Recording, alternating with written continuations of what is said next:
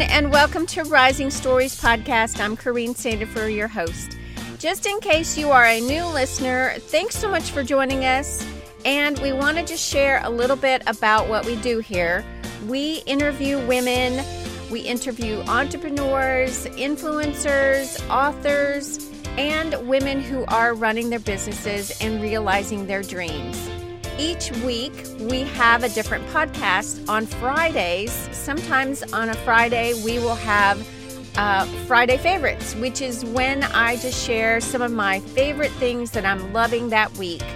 And every other Thursday, I interview a woman who is rising in her story.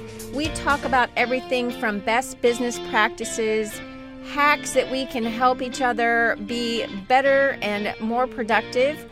And we talk about books and apps, their favorite apps, and so much more. So don't forget to subscribe wherever you listen to podcasts, on Spotify or YouTube or iTunes.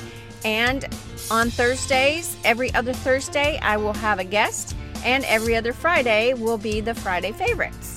This week, my guest is Shannan Martin, who has written the book, The Ministry of Ordinary Places. Shannan and I talk a lot about what it means to be hospitable.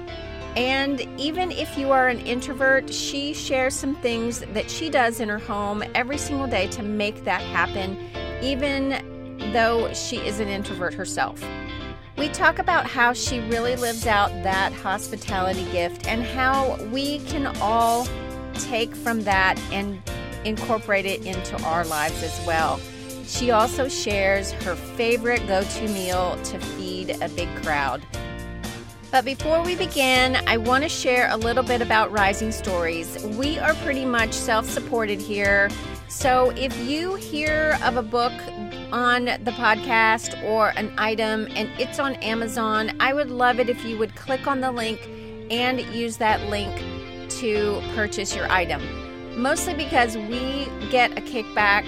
Rising Stories is connected with Amazon. They are our sponsor, and we get a kickback whenever you use that link. It's connected to our account, and it will go right to producing Rising Stories podcasts. I'm also including the link to the Amazon store that I've been talking about, and I'm also going to include a PayPal link that will be designated for Rising Stories podcast. Please consider supporting Rising Stories podcast to empower women around the world. Here is my conversation with Shannan.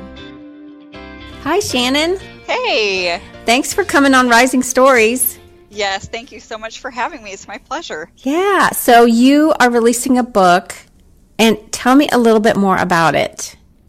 Yeah, I completed my book, The Ministry of Ordinary Places. Felt like a long road, but all of that hard work is done, and now it's about to make its way into the world October 9th. So we're getting right up to that date. Yeah. Yeah, it's exciting.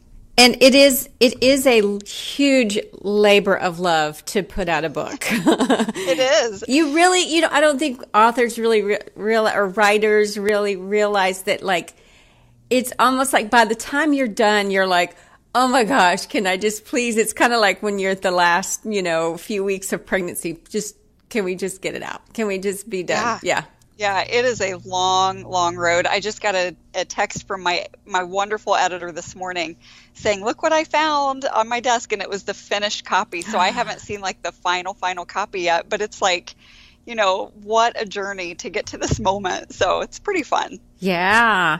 Well, I want to know about you, and how did you get to this point where you decided to write a book? Was it something that was just kind of burning inside of you and just thinking, I really need to share this message? Or were people saying, you need to write about that? Yeah, I had been blogging for really what felt like ages. So I started blogging back in kind of the heyday of blogging. I was living at the time, in a beautiful farmhouse out in the country. My life looked really different then than it does now. But that's when, I just did that very typical thing of I had these precious little kids that were growing up, and I wanted a way to share with my family who wasn't local. And, that really common story of how somebody starts blogging. I didn't think of myself as a writer at all. I think writing has been something that I've enjoyed and something that I was kind of naturally bent towards. But it took a few years of just that daily practice of writing to realize, I'm kind of finding my voice as a writer. And, I found that, I blogged an obscene amount. I was blogging, 5 times a week or more at times. What I didn't realize was I was just practicing. I was practicing for a job I couldn't have even imagined having. And so I did, that was the season where I was kind of discovering my voice as a writer. And then my family did move. We moved to a neighborhood in a nearby city. And that's when I really kind of found my story. So at the point that I had my voice and now I'm starting to kind of understand my story, that's when the wheel started turning. And I started to feel like publishing a book was something I really wanted to do. I didn't really know if it was going to happen for me because all around me were, a lot of who I think of as my colleagues, but my other author friends, and they were being approached by people and offered book contracts. And it seemed like, it was just things were happening for them. And for me, it just didn't seem like it was. And so I was really kind of to the place of thinking, maybe that's not for me. And I'll just, kind of keep writing as a hobby. And sure enough, I ended up really going at publishing in a pretty traditional way. I started talking to some agents, and then we put together a book proposal and pitched it to publishers. And you shared earlier about what with me, just a little bit about your title and what that meant to you. And you mentioned that you moved. So you moved from the country to the city. Yeah. And we talked about how to live as a neighbor. So that's basically kind of what your book is about, is you're in an ordinary place. And I just love this because I feel like so many people, I hope I'm not going to get off on a soapbox here, but I just like, everyone wants to go off and be a missionary in some exotic place. Yeah. But I remember one of my pastors said, where are your people now? Where are your disciples here? So right. I think to myself, we want to, quote, love our neighbor. We want to do great things, but what great things are we doing now and here? Right. That's the thing. That's where I did find myself in that place. For me, I guess personally, I was the one who was like praying that I didn't have to be a missionary. And that's what I was always kind of afraid of as a child. And then at some point felt like, okay, I kind of, I dodged that bullet. But what I didn't really understand was we've all been called to a ministry. Our lives are our ministry, no matter where we are. So that's the first part of it, is that if we can live our life as ministry, where we're not just, going and doing this thing, we're going and doing ministry, and then we're returning to our actual lives. Mm-hmm. When those two things begin to really bleed together, which is very much how, my family lives now. And it can be kind of exhausting, and it can be complicated. It can be sad sometimes. It can be all of these different things. But I think that is the abundant life that we're all kind of looking for, And, I think no matter where we live, no matter where it is, it's ordinary to us. And so there's this impulse within us that we kind of absorb it from the culture around us or whatever, that, we want to move on to bigger and brighter and better things. I'm starting to really rethink that. I think the small and the humble and the ordinary is really where the best stuff happens. Mm-hmm. Mm-hmm. So you are you a mom, wife and mom? Yes. Yeah. I'm married. My husband, Corey, is the chaplain of our county jail. So part of our story is that we both started off with careers in federal politics. So we lived in Washington, D.C. for a while. My husband worked for 2 different congressmen, and I worked at a think tank out in D.C. and did some other contract work. And so when he shifted into jail ministry, it was a change nobody saw coming. Wow. And it changed a lot of the everyday, spoons and forks of life. It just made our life look differently. But it's been a really fun experience, and he's been doing that now for maybe 4 or 5 years. And then we do have 4 kiddos. All of our kids were adopted. And so That's awesome. they all have, each of them have a really unique and special adoption story, and each a little bit different. Our oldest is 24 now, and he was our most recently adopted. So we adopted him when he was 19. Oh, wow. We did everything wrong with, they say not to adopt out of birth order, and we did that really wrong, but it was really right for our family. And then we have a 13-year-old, a 12-year-old, and a 10-year-old. Oh my, wow. And they're all adopted. That is so cool. You you live an extraordinary life, but what is ordinary about your life that you want to share with everyone? I mean, I feel like 99% of my life is ordinary. And that's what I think probably most of us feel that way. This is just, I spend a ton of time in my kitchen. I love to cook, but that's just also part of my job as a mom, and I often have this feeling of like, I know part of my life is lived online, and I know in some ways I have a bit of a public voice. Most of my life is opening and closing cupboard doors, standing in that little lane between my sink and my island where I do most of the work, that lane that nobody else is allowed to enter when I'm in it. And, just we spend a ton of time with our neighbors. We've been really intentional to create our community where we are, to build community instead of always kind of looking for our people, to just look around us and accept these are our people. And, you mentioned this earlier, but I do think we all want the same things. And I do think we want to be heard. We want to belong. And so that's something that any of us can do no matter what our community looks like. Exactly. So, to me, this is how my neighbors see me. I work from home. I look like a bum half the time. I'm not very put together. And this is, I live in a low income neighborhood with really humble, wonderful, beautiful people.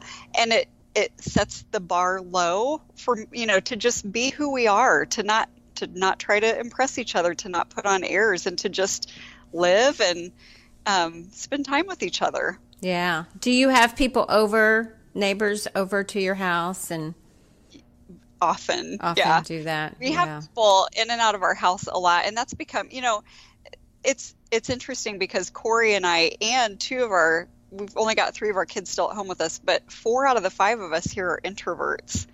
And so that's where I'm like, we've been practicing now for 6 years. Life is practicing, I think. And so we've had to really practice at going out of our comfort zone and, leaving the door easy on its hinges, that people are they're going to come in and out. And, so many of our friends are coming out of incarceration because of Corey's connection at the jail. These are people who just desperately need a home that they can be in. They need people to belong to. I remember hearing someone speak about lowering the bar when you are entertaining, and when you want to do something like what you're doing now, is just not really worried. I mean, you've not said anything about like, hey, I've got to clean the house every week, because that really isn't, they're not coming to see your house. They're coming to really interact with you and your family. And so, just if you've got a really big mess, just make a path. And That's exactly it. Just make sure they have a place to sit and eat. And, I love that. I love to cook as well.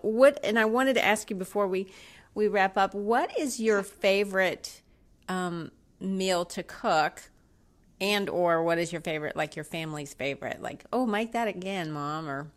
Yeah, the thing that we could all survive on, and it's economical. So I'm always looking, if I know we're going to have people, with this. I'm thinking about, what can be quick and easy and economical, and it's not going to freak everybody out. They're in some way familiar with it.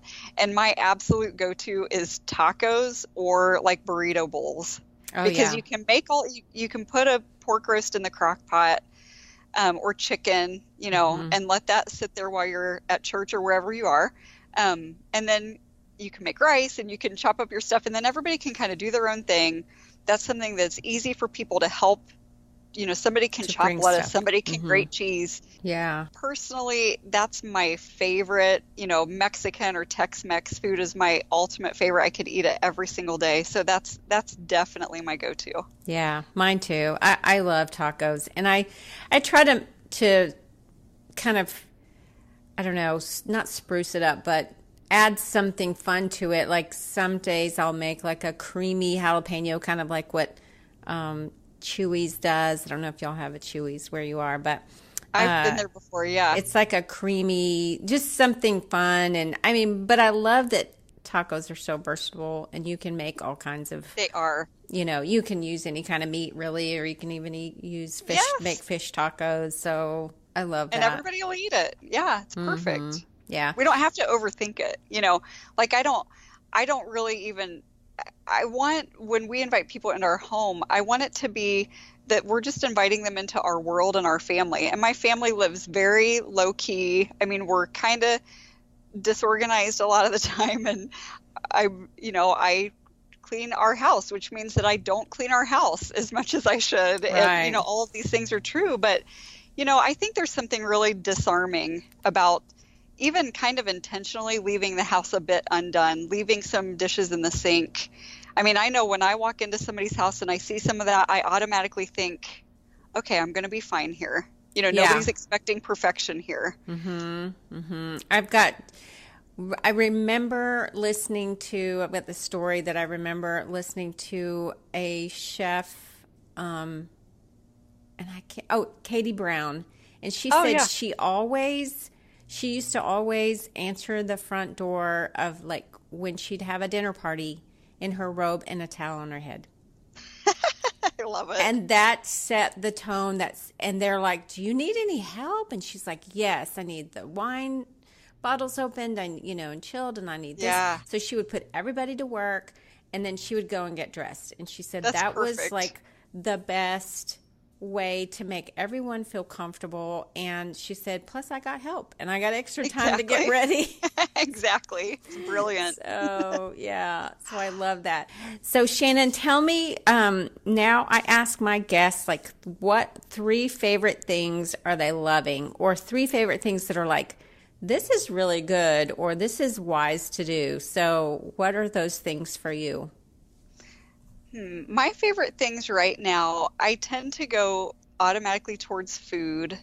I just had the most delicious meal recently, or, I was able to spend time cooking a meal. When I have time to do that, like, that's a real big decompressor for me. So it's kind of a win-win for my family. Like, yeah, it helps me to feel sane, and everybody gets fed in the end. So one of our go-to, and this kind of goes back to what we talked about a minute ago, anything taco related is something I love, but that classic crock pot taco soup.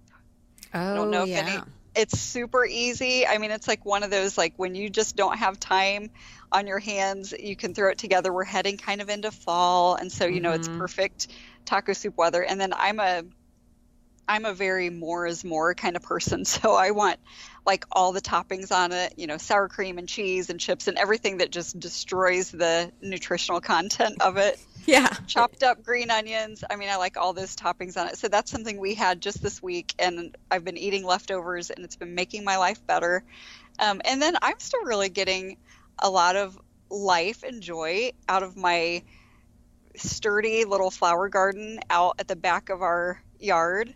It's September now, and it's starting to look pretty frazzled and thirsty, but we still have these flowers that just keep popping up, and there's something really it's especially special to me right now, because I'm not doing anything to help it along. I gave up on it a while ago, and it's still producing flowers for me to look at. And that's so great. That's I'm all about being able to look around us, to look at the sky. I've been paying a weird amount of attention to the sky, but to just think, when I feel overwhelmed, to look up at the sky and realize it is different every day and it belongs to all of us. Like, we can all take a minute and look up at the sky and just, exhale and feel how small we are and feel how big God is. And, that's true self-care, I think, is to be able to look out at this beautiful world and see God's goodness in it.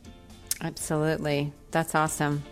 Well, thanks so much for coming on. I really appreciate you sharing about yourself and the book and just what you are loving. And I enjoyed it. I enjoyed this conversation. I did too. It's my pleasure. Yeah, thanks for having me on. Thank you. I hope you enjoyed my conversation with Shannan as much as I did. She's an amazing woman, and I really enjoyed what she said about the sky.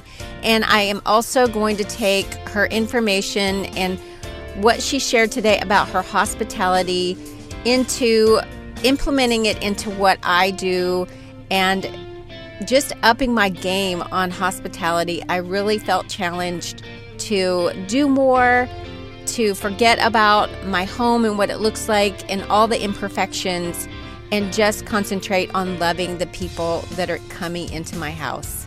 How about you? I hope that you will take some of what she said and put it to practice in your home and in your life. Thanks again for joining us here on Rising Stories. And don't forget to follow us on Instagram and Twitter, and keep rising in your story.